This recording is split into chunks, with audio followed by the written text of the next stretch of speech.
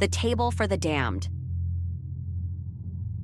What I'm about to tell you is something I still can't fully process, and maybe I never will.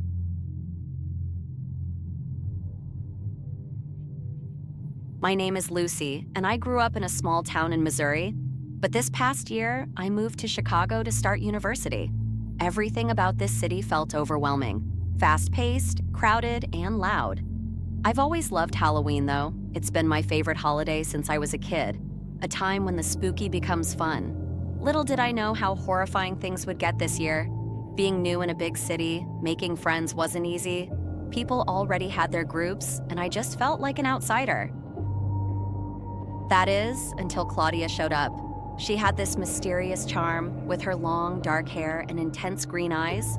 She seemed kind, though distant, like she always had something else on her mind. Still, when she invited me to her family's Halloween dinner party, I was excited. I had heard rumors about her before, strange stories, but I dismissed them as jealous gossip. The house was far out of the city, isolated in a way that felt almost intentional. I wasn't used to seeing such a place, an old Victorian mansion, enormous and intimidating, yet beautiful in its design. The moment I saw it, I felt uneasy. The walls stood tall and looming, painted a deep charcoal that blended with the darkening sky. It was impeccably maintained, pristine even, but there was something almost too perfect about it, like it was frozen in time. Claudia's family was rich, very rich.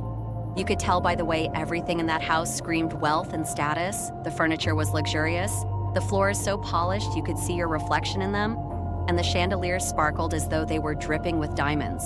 The people themselves were just as flawless, dressed in expensive clothes, their manners so polished and neat it felt like I was sitting among royalty. They greeted me with warm smiles and impeccable politeness, and yet something was off. I couldn't put my finger on it at first. It was the little things, how their smiles never reached their eyes, how Claudia's father, Arthur, watched me too closely, and how they all seemed a little too eager for dinner. "This is an annual tradition of ours," Claudia said with a soft smile. "We always have a Halloween feast, and it's also a family tradition to invite one friend." Her eyes gleamed as she looked at me, and I felt a shiver crawl up my spine. I didn't think much of it at the time. How could I? It was all so perfect, or so it seemed. As dinner was served, the smell hit me first. Rich, savory, but with a strange metallic undertone. My stomach churned. The plate set in front of me looked like something out of a gourmet restaurant. Perfectly cooked meat, roasted vegetables, the works. But when I took my first bite, my blood ran cold. It tasted wrong. I pushed my plate away, feeling nauseous. That's when Claudia leaned over, her voice barely a whisper. "It's a family recipe," she said, her eyes gleaming with something sinister. "We only make it once a year. On Halloween." I glanced around the table. Everyone else was eating eagerly, too eagerly. The sound of knives cutting into flesh echoed in the eerie silence. It was then I realized the rumors weren't just rumors. I looked at Claudia's parents, their smiles stretched too wide as they chewed, their eyes locked on me. And then I saw it, the missing piece. I knew what I was eating. My heart pounded as panic clawed at my throat. This wasn't just any meat. It was human. "Don't mind us, dear," Claudia's father Arthur said, leaning closer with a grin that made my skin crawl.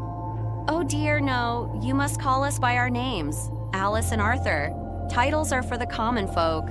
His voice was thick with a twisted charm. "Quite right, dear," her mother, Alice, chimed in, her eyes glinting with an unsettling joy. "Just think of us as family. We wouldn't want any formality at such a special occasion." I dropped my fork, shaking, my mind racing. I had to leave. I had to get out of there. But as I tried to stand, Claudia grabbed my wrist, her nails digging into my skin. "You're not going anywhere, Lucy," she whispered, her smile widening, revealing sharp, gleaming teeth.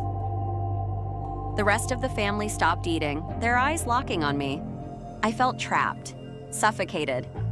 They weren't just eating any human meat, they were eating him, the friend they invited last year.